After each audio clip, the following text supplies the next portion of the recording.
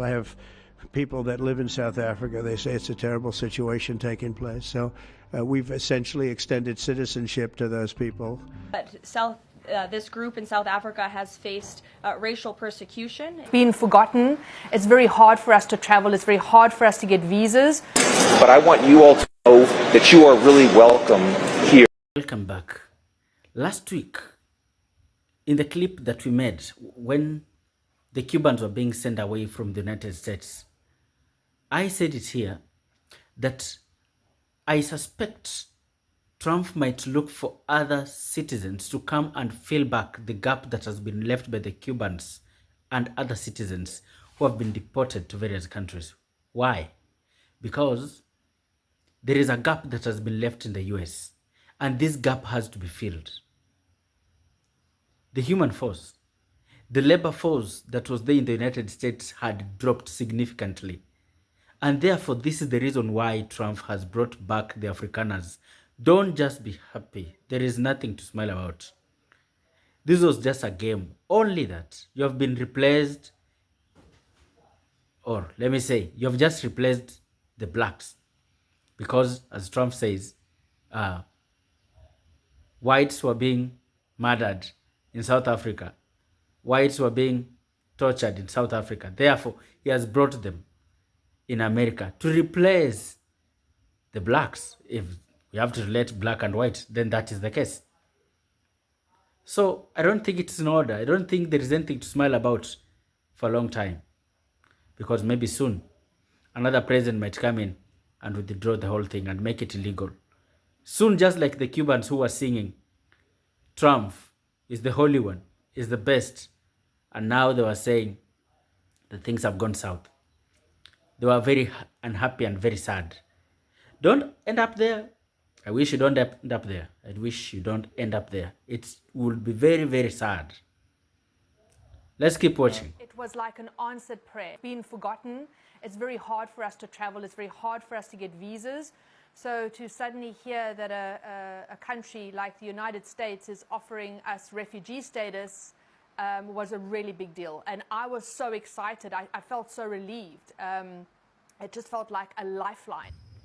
Before we look at the whole issue on how the Afrikaners in South Africa have been mistreated, or maybe the laws that have been made are quite against them, the issue to do with land, a very sensitive issue. In Africa during the pre-colonial period, the apartheid regime took about 3/4 of the land in South Africa and only left a quarter to the majority, who are the South Africans. To date, the theory has not changed. What the government of South Africa is trying to do so far may look like it is not right or quite inhuman to them, to the Afrikaners, but still they are owning the largest portions of land in South Africa, yet they are there. I can say they were brought there illegally. They are not there legally. They came as settlers. Some came, should I say, as immigrants, illegal immigrants, because no one permitted them to come to South Africa. And now that the South Africans are now demanding for what is rightfully theirs, they're out there crying. If you look at the images of the black people in South Africa, you'll really feel sad. They're living in slums, yet they're the majority. They're living in slums. The big jobs, the white collar jobs, the best paying jobs are for the whites. The funny part is, when the blacks do the same jobs, the rules change. I don't know how to clearly state this, but when you look at the whole matter clearly, Trump is thinking from one side. He's being unfair. He's being unfair in his thought. The United States is being unfair. By the rules of the land being changed to bring about some balance in sharing of the natural resources, I don't think by any chance, by whatever reason, I don't think that is treating anyone unfair. is just trying to bring things back to balance. We cannot have one race of people in a nation having the best lifestyle, the best jobs, the best schools, and then the other one having the worst lifestyle. Is a clean distinction, a very bad distinction, a very unfair way of looking at things. Then it sounds very rude, very bad when it comes from Trump, and he says that the white Afrikaners are being taken back into America as refugees. The same thing that the former regime did in America, and Trump pulled it down. He pulled the whole deal down. Those who benefited were later on called illegal immigrants. Then how do the Afrikaners believe that this will last forever?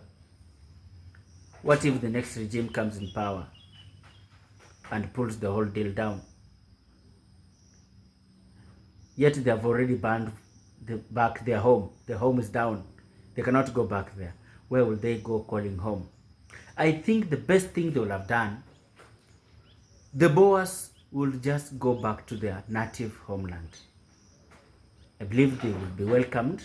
In case things do not work in their native homeland, they will work out things. They will force things to work. They will talk with their government to make things work. But they are leaving a country that they are trying to make things work for all of them. They are going to a country where they have seen somebody being chased away. Somebody who has legal papers being chased away, being sent home in the name of illegal immigrants. They have gone using the worst name, a refugee, seeking refuge, running away from what? There's no war in South Africa. So what are the Boers running away from? What are the Afrikaners running away from? Nothing. It's just pretense. Keep watching. The president has shown support for South African refugees that are coming to the United States next week. Can you talk about what these refugees are fleeing and why this is a priority for the administration? Well, the president has actually signed an executive order on that matter. My office can get it back to you, Michael. But this group in South Africa has faced racial persecution. In fact, the government there has vowed to take away their farmland that they own. And so the president has talked significantly about this. As for further details on refugee claims and asylum claims, I would defer you to the State Department. Whoever advised the United States presidency that the Afrikaners have been secluded in line with the race, or race has been used to seclude the Afrikaners, I don't think that's true.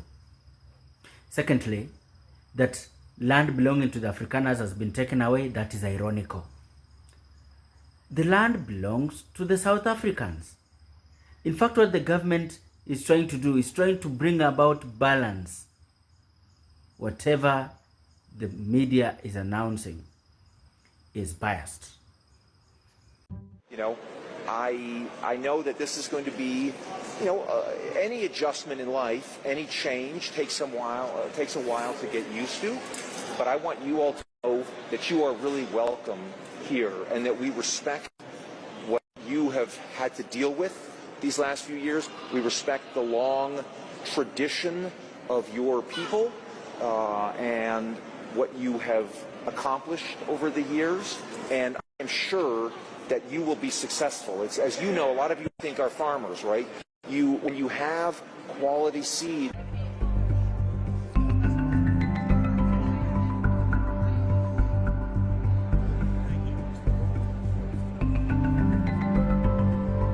All of these folks who have just come in today have been carefully vetted, pursuant to... But it's a genocide that's taking place that you people don't want to write about.